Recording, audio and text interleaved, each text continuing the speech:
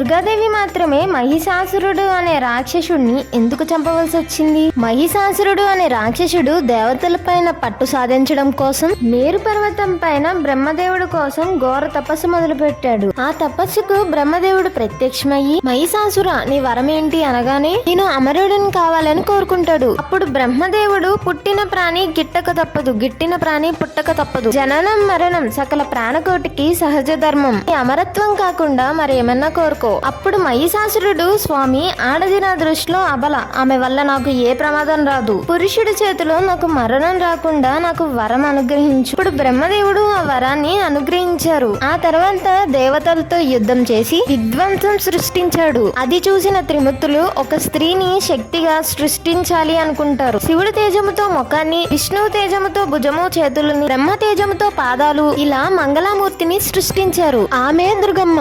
Part 2 కోసం comment చేయండి.